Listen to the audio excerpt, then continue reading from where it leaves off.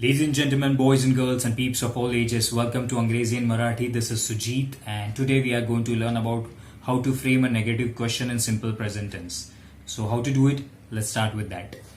Of course, we are going to need a structure for this, and before talking about that, just remember one thing, that it will be different for subjects I, we, you, they, and slight difference असेल he, she, it or a name, that is third person singular. काय difference असेल ते पण बघू. तर जेव्हा पण आपण प्रश्न करतो तो सुरुवात कशाने होतो? हेल्पिंग वर्बने, राईट. अँड नेगेटिव्ह आहे म्हणून आपल्याला इथे यूज करावा लागणार आहे नॉट.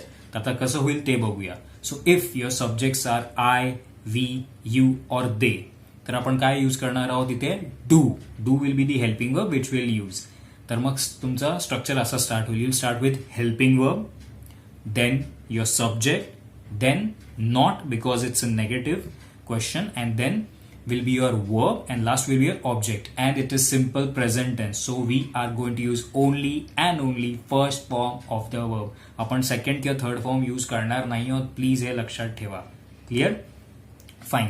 सर मग आता कसं होईल? आता आपण इथे एक एक्झाम्पल घेऊया. Suppose if I am taking play here as a verb, and आता मी एक सेंटेन्स सपोज यू घेतो सब्जेक्ट. तर म्हणजे हे वाक्य कशी असतात जे निगेटिव्ह क्वेश्चन्स असतात आपले, म्हणजे आता तू क्रिकेट खेळत नाहीस का? This is negative question in simple present tense. Okay. तर आता हे कसं होईल? Do you not play cricket.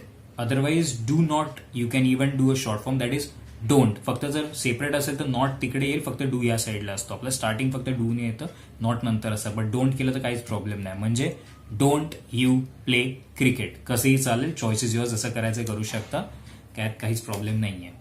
Suppose if I take another subject here, if we take here we, आम्ही क्रिकेट खेळत नाही का?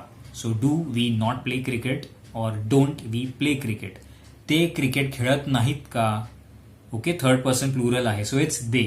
So do they not play cricket, otherwise don't they play cricket. Choice is yours. However you want to make, you can make it. Clear? So this is how it will be for subjects I, we, you, they. Now if the subject is third person singular, okay, means he, she, it or a name, at that moment you are not going to use do. आपण काय use करणार आहोत?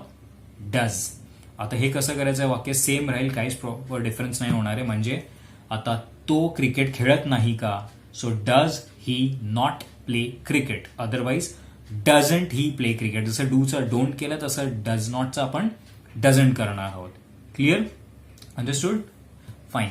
नाव काही आपण घेऊ शकतो. आपण दुसरा वर्ब घेऊया की ती जेवण बनवत नाही का? So does she not cook food, otherwise doesn't she cook food. जसं पाहिजे तसं करू शकता. सो आपला स्ट्रक्चर कसा राहणार आहे? It will start with helping verb, then your subject, then not, then your verb, and last will be your object. जर नॉट सेपरेट ठेवलं तर, कॉम्बाईन केलं तर काही प्रॉब्लेमच नाहीये. सो असं तुमच्याकडे चॉईसेस असणार. Just remember that it's simple present tense, so use only V1, that is first form of the verb.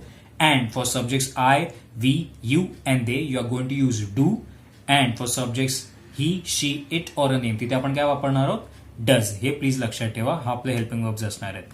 बाकी काहीच नाही, एकदम सिम्पल सेंटेन्सेस आहेत. स्वतःचे सेंटेन्स बनवा, दुसरे वर्ब्स घ्या, बिकॉज त्याने तुम्हाला जास्त लक्षात येईल, कळेल आणि लक्षात राहील जेव्हा तुम्ही स्वतः सॉल्व्ह कराल तेव्हा. सो प्लीज नक्की करा. काही कमेंट्समध्ये सेंटेन्स तुम्ही ड्रॉप करू शकता, चांगलं होईल. I can see how you are able to make sentences. It will be good for you, good for me as well.